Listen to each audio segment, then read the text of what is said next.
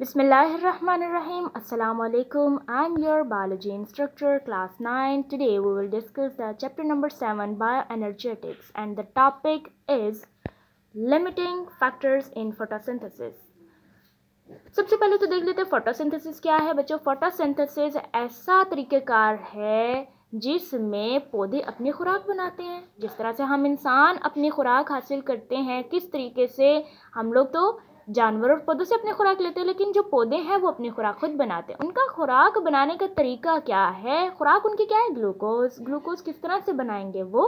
उनकी खुराक बनाने का तरीका ये है कि सूरज से वो रोशनी हासिल करते हैं। अब इस रोशनी की मौजूदगी में जो पानी हम पौधे को दे रहे हैं, ठीक है, उस पानी को इस्तेमाल करेंगे और जो हवा के अंदर मौजूद कार्बन डाइऑक्साइड है उसको यूज़ करेंगे। वाटर और कार्बन डाइऑक्साइड दोनों का रिएक्शन होगा।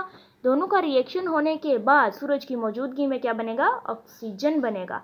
ऑक्सीजन के साथ साथ ग्लूकोज बनेगा। ऑक्सीजन रिलीज हो जाएगा जो कि हम लोग इस्तेमाल करेंगे उसे, ठीक है।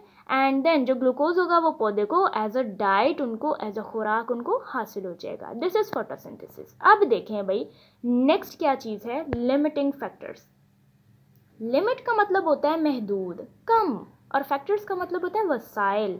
अगर पौधों में वसाइल कम पड़ जाएं फोटोसिंथेसिस के लिए, जैसे कि मैं कहती हूँ कि वाटर है, अगर वाटर कम पड़ जाए तो पौधे पे क्या असर होगा? कार्बन डाइऑक्साइड है, अगर कार्बन डाइऑक्साइड कम पड़ जाए तो पौधे पे क्या असर होगा? अगर रोशनी है वो कम पड़ जाए तो क्या होगा? ज़ाहिर है सूरज की रोशनी है, गर्माइश तो होगी, हीट तो होगी। पौधा तो हीट में प्रोड्यूस होता है, ग्रो करता है। अब अगर टेम्परेचर कम हो जाएगा तो पौधे पे क्या असर होगा? These are the limiting factors of photosynthesis. चलिए आइए हम इसकी डेफिनेशन को ज़रा देख लेते हैं। लिमिटिंग फैक्टर्स इन फोटोसिंथेसिस, तो वो कहता है any environmental factor the absence और deficiency of which can decrease the rate of metabolic reactions is called limiting factor for that reaction. माहौल के अंदर उसके अवामिल, उसके वो तमाम फैक्टर्स जिनकी ज़रूरत है, अगर उनका एब्सेंस हो जाए, ख़त्म हो जाए, या डेफिशिएंसी हो जाए, कमी हो जाए, तो ये क्या करेगा? पौधे के अंदर फोटोसिंथेसिस के दौरान जो होने वाले केमिकल रिएक्शंस हैं, मेटाबॉलिक रिएक्शंस हैं, उनकी रेट भी क्या हो जाएगा? डिक्रीज हो जाएगा, वो भी कम काम करेंगे। अब देखें लिमिटिंग फैक्टर्स इन फोटोसिंथेसिस क्या है। फोटोसिंथेसिस के दौरान अगर वाटर, कार्बन डाइऑक्साइड और सनलाइट या टेम्परेचर कम हो जाए तो ये कमी क्या है? लिमिटिंग फैक्टर्स ऑफ फोटोसिंथेसिस कहलाएगा। Is it clear?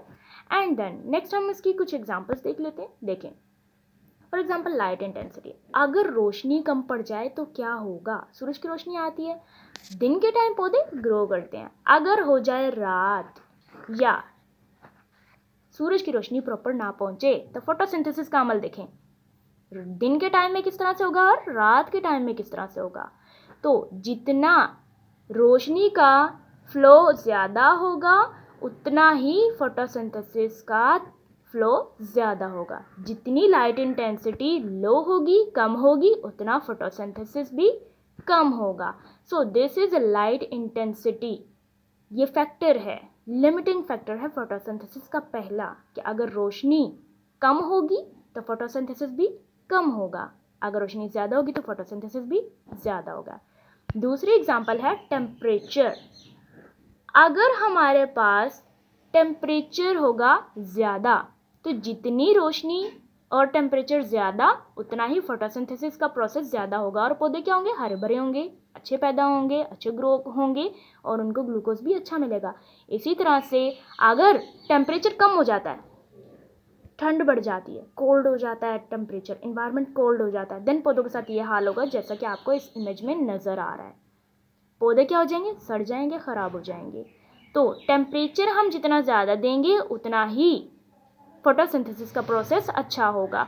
अगर हम नॉर्मल टेम्परेचर देते हैं तो न्यूट्रल हो जाएगा, फोटोसिंथेसिस का रिएक्शन न्यूट्रल हो जाएगा। और हमारे अर्थ पे अल्लाह पाक ने टेम्परेचर बहुत सारी प्लेसेस पे न्यूट्रल रखा है जहाँ पौधे बहुत अच्छे ग्रो होते हैं।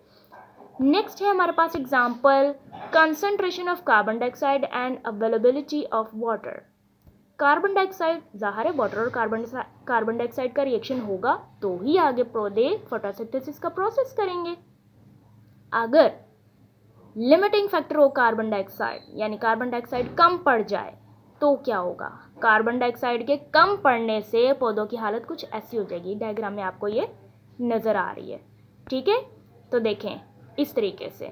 अब क्या है, अगर वाटर की कमी हो जाएगी तो पौधे सूख जाएंगे, कार्बन डाइऑक्साइड की कमी हो जाएगी तो भी पौधे सूख जाएंगे। अगर कार्बन डाइऑक्साइड एक्सेस हो जाता है तो एक्सेसिव कार्बन डाइऑक्साइड भी खतरनाक है, अगर पानी ज़्यादा हो जाएगा तो भी ज़मीन बंजर हो सकती है। ठीक है, तो नॉर्मल पौधे की ग्रोथ के लिए इन तमाम फैक्टर्स का, ये टेम्परेचर, लाइट और कार्बन डाइऑक्साइड और वाटर, इनका मेंटेन रहना बहुत ज़रूरी है। These are the limiting factors of photosynthesis. उम्मीद करती हूँ आप लोगों को समझ आया होगा। सो देखो, सोचो, पूछो, सीखो। The more you know the more you grow. अल्लाह हाफिज़।